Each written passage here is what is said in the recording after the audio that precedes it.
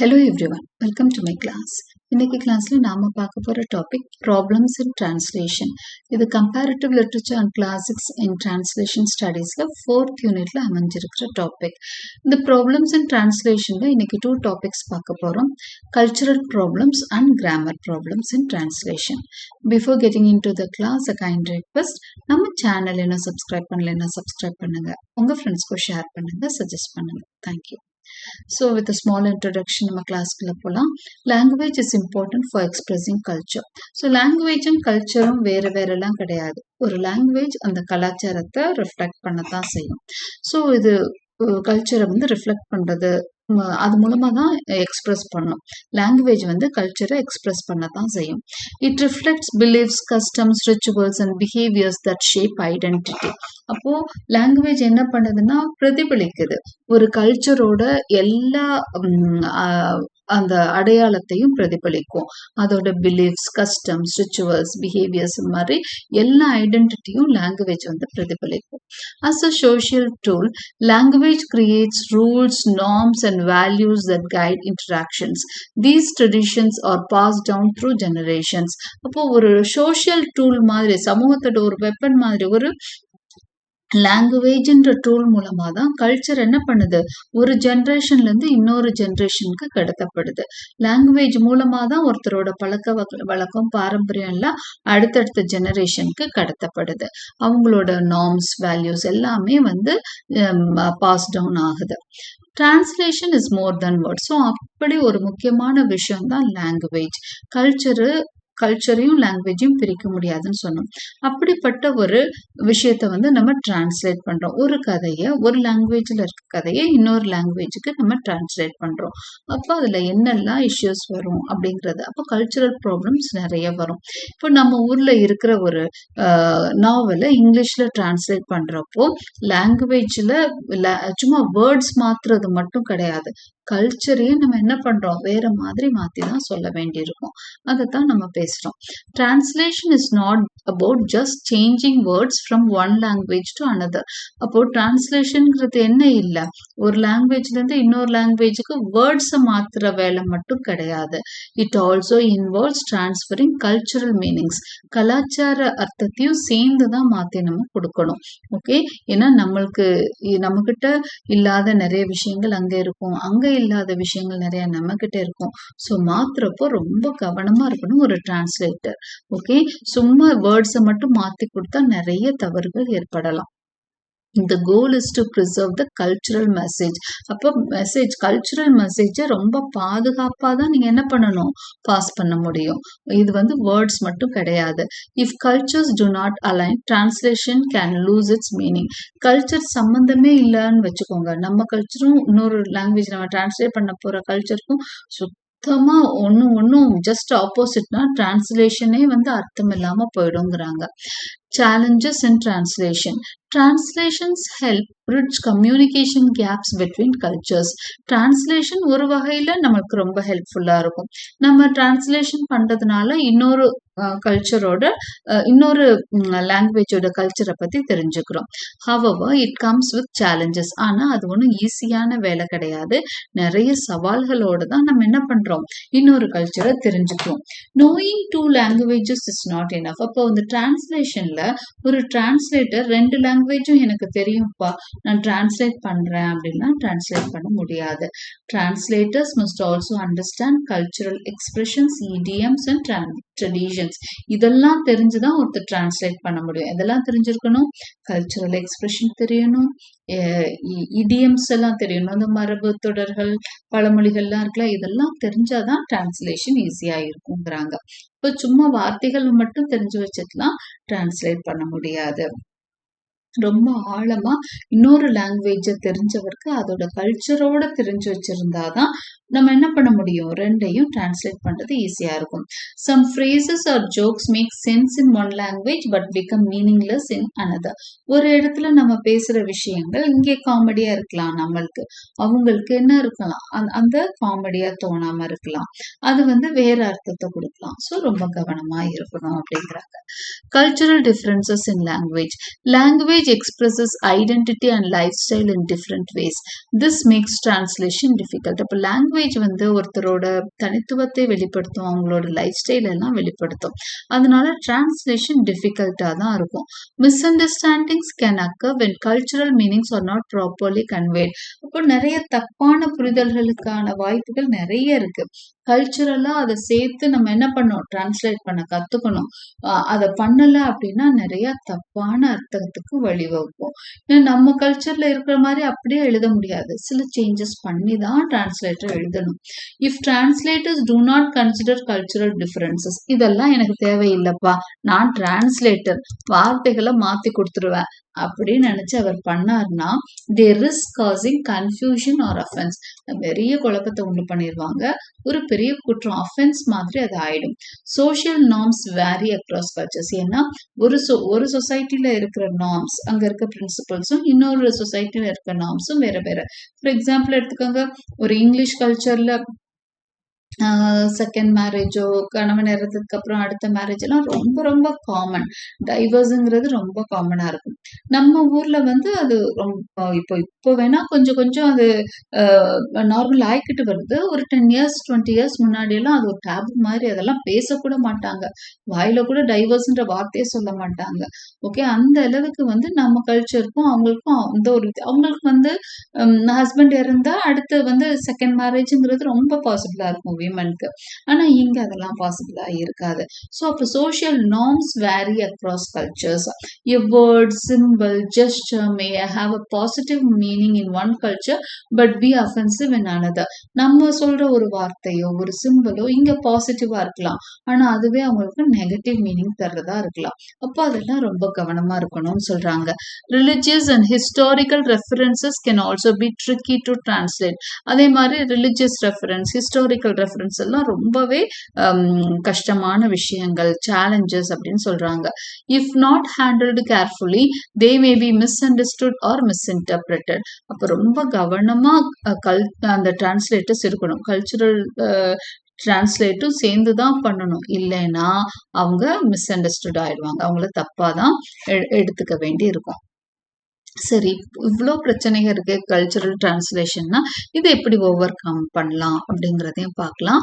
To solve these problems translators must focus on both language and culture. அப்போ translator என்ன பண்ணணும், 2 language பற்றி மட்டும் இல்லை, அதோட கல்ச்சரையும், 2 லாங்குவேஜோட கல்ச்சரையும் சேர்ந்து தான் தெரிஞ்சு வச்சிருக்கணும். They should not translate word for word. வார்த்தைக்கு வார்த்தை டிரான்ஸ்லேட் பண்ணுறதெல்லாம் ஒத்து வராது. Instead they should adapt the message while keeping the original meaning. Original மீனிங்கை நல்லா புரிஞ்சாலும் அடாப்ட் பண்ணி அதை வந்து மாத்தி கொடுக்குறப்போ அந்த இடத்துக்கு தகுந்த மாதிரி தான் அதை மாத்தணும். ஃபுல்லா மாத்துறதுல அதுக்கு எது அந்த இடத்துல சின்ன சின்ன சேஞ்சஸ்னாலும் பண்ணி தான் கொடுக்கணும். Localisation strategies such as using culturally appropriate words and references help make translations accurate and meaningful. So அந்தந்த லோக்கலைசேஷன் அந்த ஊருக்கு ஏற்ற மாதிரி சின்ன சின்ன சேஞ்சஸ் எல்லாம் அவங்க என்ன பண்ணணும், அந்த கல்ச்சருக்கு ஏற்ற மாதிரி அப்ரோப்ரியேட் வேர்ட்ஸ், ரெஃபரன்சஸ் இதெல்லாம் பண்ணாதான் ஒரு டிரான்ஸ்லேஷன் வந்து அக்யூரேட்டாகவும் மீனிங்ஃபுல்லாகவும் இருக்கும்.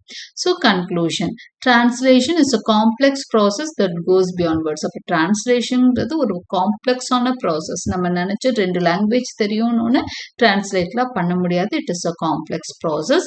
It requires cultural understanding and sensitivity. கண்டிப்பாக கல்ச்சுரல் அண்டர்ஸ்டாண்டிங்கும் இருக்கணும், கிரியேட்டிவிட்டியும் சேர்ந்து இருந்தாதான் ஒரு டிரான்ஸ்லேட்டரால பண்ண முடியும். அது ரெண்டும் சேர்ந்து ஒரு கிரியேட்டிவிட்டின்றதை விட சென்சிட்டிவிட்டி அப்படிங்கிற யோசிச்சு செய்யணும். இந்த இடத்துல நம்ம வந்து இந்த மாதிரி அப்படியே மாத்தி கொடுத்தோம்னா பிரச்சனை வரும்ன்றதை யோசிக்கணும். Translators must balance language rules and cultural context to ensure clear and meaningful communication across cultures. அப்போ டிரான்ஸ்லேட்டர்ஸ் என்ன பண்ணும், லாங்குவேஜ் ரூல்ஸை நல்ல பேலன்ஸ் பண்ணவும் தெரியணும், அதே மாதிரி கல்ச்சுரல் கான்டெக்ஸ்டையும் தெளிவாக தெரிஞ்சு வச்சிருக்கணும். அப்போதான் கல்ச்சர்ஸ், ஒரு லாங்குவேஜை டிரான்ஸ்லேட் பண்ணுறப்போ கல்ச்சரையும் சேர்த்து தான் நம்ம டிரான்ஸ்லேட் பண்ண வேண்டியிருக்கும். ஸோ ரொம்ப கவனமாக இருக்கணும். அப்படிங்கிறது தான் நம்ம problems in translation, cultural problems அப்படின்னு பார்க்குறோம். அடுத்ததான் கிராமட்டிக்கல் ப்ராப்ளம்ஸ் என்னென்னலாம் இருக்கு, கிராமர் ப்ராப்ளம்ஸ் என்ன இருக்கு அப்படிங்கிறத அடுத்த டாபிக்கா கொடுத்துருக்குறாங்க. அதையும் நம்ம இன்னைக்கு கிளாஸ்ல தெரிஞ்சுக்கலாம். So the next one is grammar problems or grammatical issues in translation. So translators often face many challenges while converting text from one language to another. அப்போ ஒரு லாங்குவேஜ்ல இருந்து இன்னொரு லாங்குவேஜுக்கு டிரான்ஸ்லேட் பண்றப்போ நிறைய இஷ்யூஸ் இருக்குன்னு பார்த்தோம். These changes can arise in different areas such as words, grammar, sentence, structure, style and cultural differences. Cultural differences நம்ம ஆல்ரெடி பார்த்தோம். கிராமர் ரிலேட்டடா கிராமட்டிக்கல்ல நிறைய இஷ்யூஸும் அவங்க ஃபேஸ் பண்ணுவாங்க அப்படிங்கிறத தெரிஞ்சுக்கிறோம்.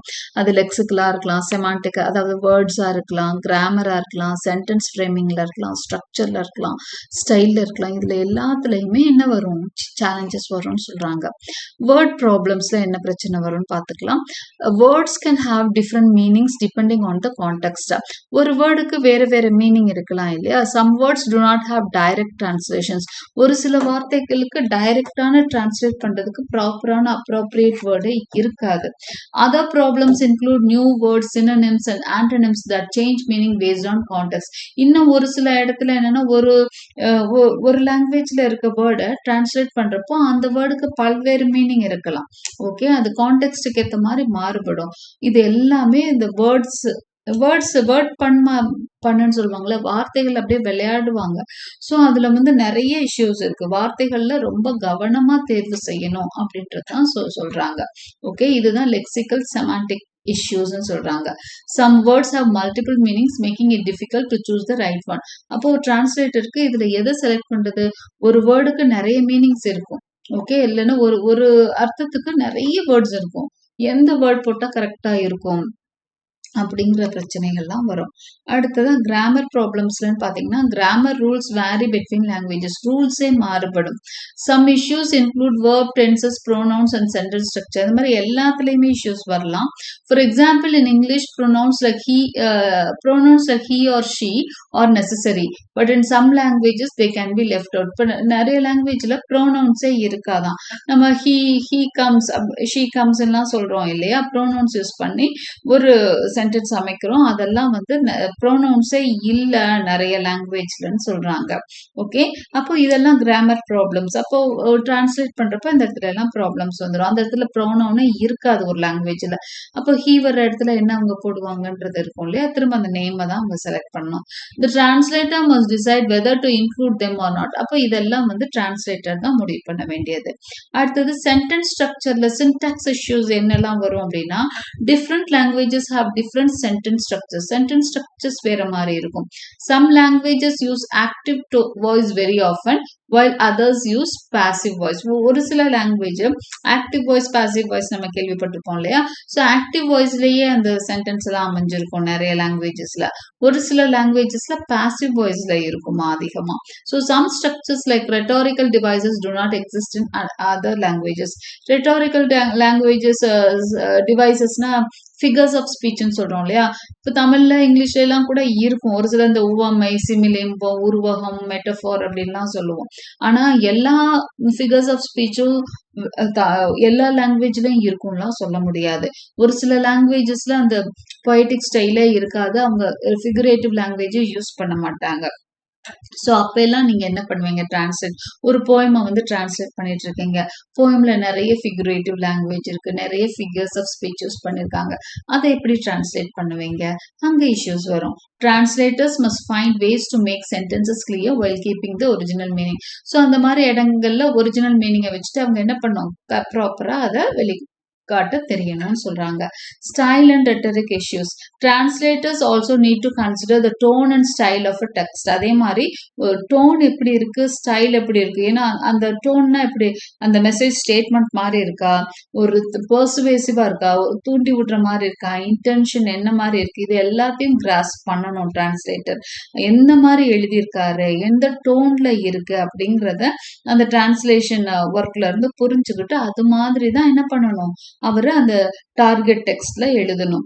அதே மாதிரி some texts use metaphors, similes or other figures of speech that do not translate directly. So இதை வந்து டிரான்ஸ்லேட் பண்ண முடியாது இல்லையா, நிறைய ஃபிகர்ஸ் ஆஃப் ஸ்பீச். அதே மாதிரி இன்னொரு லாங்குவேஜில் பண்ணுறது கஷ்டமாக இருக்கும். Keeping the same effect in another language can be difficult. இதெல்லாம் ரொம்ப கஷ்டமான சேலஞ்சிங்கான விஷயம் அப்படிங்கிறாங்க. ப்ராக்டிக்கல் ப்ராப்ளம்ஸாக கிராமரில் என்னெல்லாம் பார்க்குறோன்னா, languages have formal and informal ways of speaking. ஒரு சில லாங்குவேஜில் ஃபார்மல் இன்ஃபார்மல் வேஸ் இருக்கும். நம்மளாம் இப்போ தமிழ்லேயே பார்த்தீங்கன்னா ஃபார்முலா நீங்கள் வருகிறீர்களா போகிறீர்களான்ற மாதிரி நம்ம ஃபார்முலா நிறைய நம்ம பேசுறதே இல்லை, ரொம்ப கொலோக்கியலா தான் பேசிட்டு இருக்கோம். ரொம்ப இன்ஃபார்மலா நம்ம பேசிட்டு இருக்கிறோம். இப்போ English word you can be formal or informal. இப்போ இங்கிலீஷ்ல யூ அப்படிங்கிற வார்த்தை வந்து ஃபார்மலாவும் யூ தான், இன்ஃபார்மலாவும் யூ தான். ஆனா தமிழ்ல நம்ம அதை என்ன சொல்றோம், நீன்னு சொல்வோமா நீங்கள்னு சொல்லுவோமா, இது வந்துடும். யூ அவங்க யாரா இருந்தாலும் யூ கம் ஹியர் அப்படின்னு சொல்லலாம். அது சீனியரா இருந்தாலும் ஜூனியரா இருந்தாலும். நம்ம சீனியர்னா அந்த இடத்துல என்ன பண்ணுவோம், நீங்க இங்க வாங்க. அந்த இடத்துல மரியாதைக்கு ஒரு வார்த்தை சேர்க்கிறோம். அங்க இங்கிலீஷ்ல மரியாதைக்கு சேர்க்கிற வார்த்தையெல்லாம் அங்க கிடையாது. ஓகே, நம்ம மரியாதை கொடுக்குறப்ப அங்க என்ன பண்றோம், நீங்கள் அப்படின்ற மாதிரி சொல்றோம். ஸோ அந்த மாதிரி ஃபார்மலா ஒரு லாங்குவேஜ் யூஸ் பண்றோம். But in some languages there are different words for each. அப்ப நம்ம என்ன பண்றோம், அந்த மரியாதையை தமிழ்ல எல்லாம் கொடுக்குறோம். ஆனா இங்கிலீஷ்ல ஃபார்மலோ இன்ஃபார்மலோ யூ அப்படின்னு சொல்லிடுவாங்க. Translators must decide which form to use, especially in marketing text. They also struggle with translating humor, irony, sarcasm, which may not work the same way in another language. அதே மாதிரி தான் ஹியூமர் பத்தி ஏன்னா அதெல்லாம் வந்து humour எல்லாம் நம்மளுக்கு ஹியூமரா இருக்கிறது இன்னொருத்தவங்க ஹியூமரா இருக்காது. ஐரணினா வஞ்ச புகழ்ச்சின்னு சொல்லுவோம்ல, அது சர்க்காசம், நையாண்டி பண்றது, இது எல்லாமே வந்து டிரான்ஸ்லேட் பண்றப்போ ரொம்பவே கஷ்டம் அப்படின்னு சொல்றாங்க. Challenges with sentence structure. Translating sentences correctly requires knowledge of both grammar and culture. அப்போ டிரான்ஸ்லேட் பண்றப்பையும் கிராமர் கல்ச்சர் எல்லாமே தெரிஞ்சிருக்கணும். ரெண்டு லாங்குவேஜ்லயும் டிரான்ஸ்லேட்டருக்கு அப்பதான் பண்ண முடியும். சம் ஆஃப் த பிக்கஸ்ட் சேலஞ்சஸ்ன்னு அவங்க என்ன சொல்றாங்கன்னா, every language follows its own rules. For example, English sentences use subject verb object, எஸ்விஓன்னு சொல்லுவோம் இல்லையா, இதுதான் சென்டென்ஸ் ஸ்ட்ரக்சரா இருக்கும் இங்கிலீஷ்ல. Like she eats pizza, she eats an apple இப்படின்னு சொல்றோம்னு வச்சுக்கோங்க. ஷீ வந்து என்னது சப்ஜெக்ட், ஈட்ஸ் வந்து வேர்ப், ஆப்ஜெக்ட் வந்து பீஸா அப்படின்னு இந்த சென்டென்ஸ்ல எடுத்துக்கிறோம். இப்ப தமிழ்ல இதே சென்டென்ஸ் நம்ம மாத்தினோம்னா என்ன சொன்னா, அவள் பீஸா சாப்பிடுகிறாள். அவளுக்கு அப்புறம் சப்ஜெக்டுக்கு அப்புறம் என்ன வந்துருது, ஆப்ஜெக்ட் வந்துருது. பீஸா தான் அடுத்து வருது. சாப்பிடுகிறாள் எங்க போயிடுது, வேர்ப் வந்து கடைசியா போயிடுது. அப்ப சப்ஜெக்ட் ஆப்ஜெக்ட் வேர்ப்னு வந்துடும். But some languages use different orders. தமிழ்ல எப்படி இருக்கு, அதே மாதிரி ஃபார்சி லாங்குவேஜ்லயுமே அதே தான் சொல்றாங்க பாருங்க. The order is subject object verb. Okay, தமிழோ இல்ல வேற நிறைய இந்தியன் லாங்குவேஜஸ் இப்படி வருது. Translators must change sentence structures to make them correct in the target language. So நம்ம வந்து டிரான்ஸ்லேட் பண்றப்ப நம்ம என்ன பண்ண முடியாது, அவள் பீஸா அவள் சாப்பிடுகிறாள் பீஸா அப்படின்னு போட முடியாது இல்லையா. ஸோ நம்ம என்ன பண்ணணும், அந்த சென்டென்ஸ் ஸ்ட்ரக்சர்லாம் நல்லா உள்வாங்கி எழுத தெரியணும். ஓகே, இதெல்லாம் வந்து முக்கியமான விஷயங்கள் கிராமட்டிக்கல் ஸ்ட்ரக்சர்ஸ் சேஞ்ச் பண்றதுல. idioms or phrases with meanings different from the individual words. idioms அப்படிங்கிறது உங்களுக்கு தெரியும், இந்த பழமொழிகள் மாதிரி மரபு தொடர்கள் இப்படி எல்லாம் சொல்லுவாங்க. இதுக்கு வந்து நிறைய வார்த்தைகள் சேர்ந்து ஒரு வித்தியாசமான மீனிங் கொடுக்கும். For example, kick the bucket அப்படின்னா இந்த வார்த்தைக்கு என்ன அர்த்தம், to die. He kick the பக்கெட்னா அவர் இறந்து போயிட்டாருன்னு அர்த்தம். ஓகே, கிக் த பக்கெட்டை வந்து அப்படியே நீங்க டிரான்ஸ்லேட் பண்ணீங்கன்னா என்ன ஆகும், அவன் வந்து பக்கெட்டை வந்து உதைச்சான், ஒரு வாளியை உதைச்சான் அப்படிங்கிற மாதிரி ஆகும். ஆக்சுவலா அது கிடையாது. ஒருத்தர் பேரை சொல்லி ஹி கிக் த பக்கெட் அப்படின்னு சொல்லி சொன்னாங்கன்னா, ஓகே, ஹி ஹஸ் டைட் அப்படின்னு அர்த்தம். ஹி கிக் த பக்கெட் டுடேனா அவர் இன்னைக்கு இறந்து போயிட்டாருன்னு அர்த்தம். அதை அப்படியே தமிழ் படுத்துறோம்னு சொல்லி போனோம்னா, ஒவ்வொரு வார்த்தையும் தமிழ் படுத்திட்டு இருந்தோம்னா, ஃப்ரேஸ்ன்னு தெரியாம தமிழ் படுத்தினோம்னா அந்த இடத்துல எவ்வளோ பெரிய முட்டாள்தனம் ஆயிடும் இல்லையா. அப்போ these phrases are difficult to translate because they do not have exact equivalents in other languages. So kick the bucketக்கு நம்மளுக்கு என்ன இல்லை, அதுக்கு ஈடான இறந்து போனார் வேணா சொல்லலாம், phrase இல்ல. அதுக்கான phrase வந்து தமிழ்ல இல்ல. அது தேடி போயிட்டு இருக்க முடியாது. அப்ப டிரான்ஸ்லேட்டர் அதுக்கு ஈக்குவலண்டே கிடையாது. அப்ப இறந்து போனார்னு நேரடியா தான் சொல்ல முடியும். அப்ப அந்த phrase-ஓட அழகு வந்து இங்க இல்லாம போகுது. சோ இது எல்லாமே பிரச்சனைகளா வருது. Okay, words with multiple meanings இருக்கும். Some words have more than one meaning. For example, scale mean to climb or tool for weighing things. Another example is wind. Wind can mean moving air or to twist. Wind அப்படின்னு சொல்லுவாங்க. Okay, these differences make translation difficult. ஒரு வார்த்தைக்கு நிறைய meaning இருக்கும் இங்கிலீஷ்ல. Okay, so அது எல்லாம் நம்ம பார்த்தோம் அப்படின்னு சொன்னா இது எந்த மீனிங்னு தெரியாம நம்ம டிரான்ஸ்லேட் பண்ண முடியாது. அந்த இடத்துல அதுக்கு என்ன வார்த்தை கரெக்டா இருக்குமோ அதை சரியா தெரிஞ்சுதான் டிரான்ஸ்லேட் பண்ண முடியும். Main grammar problems in translation. To solve these problems translators use special techniques called grammatical transformations. These changes help keep the meaning clear while following the grammar rules of the target language. அப்ப என்ன பண்ணும், இந்த problems தீர்க்க translators வந்து special grammatical transformation special techniques வச்சிருக்காங்க. அதை வச்சுதான் மாத்துவாங்க. இந்த these changes help keep the meaning clear. இந்த கிராமட்டிக்கல் டிரான்ஸ்ஃபர்மேஷன்ல மீனிங் மாறாம பாத்துக்குவாங்க. அதே சமயம் கிராமர் ரூல்ஸ் பார்த்து பண்ணுவாங்க அப்படின்னு சொல்றாங்க. Okay, so conclusion. Translators must have a strong understanding of grammar, sentence structure and cultural differences. அப்ப டிரான்ஸ்லேட்டர்ஸ்க்கு இது எல்லாமே தெரிஞ்சிருக்கணும். கிராமர் நல்லா புரிஞ்சிருக்கணும், சென்டென்ஸ் ஸ்ட்ரக்சர் நல்லா புரிஞ்சிருக்கணும், கல்ச்சரல் டிஃபரன்ஸ் புரிஞ்சிருக்கணும். இது எல்லாம் தெரிஞ்சாதான் ஒரு என்ன லாங்குவேஜ், சோர்ஸ் லாங்குவேஜ்ல இருந்து டார்கெட் லாங்குவேஜுக்கு டிரான்ஸ்லேட் பண்றதுங்கிறது எளிதான விஷயமா இருக்கும். A skilled translator can choose the right words and structures to make the translation clear and natural. ஒரு நல்ல தெளிவான ஆளால தான், ஸ்கில்டு டிரான்ஸ்லேட்டரால தான் இதெல்லாம் பண்ண முடியும் அப்படின்னு சொல்றாங்க. Hope you understood. Thank you for watching.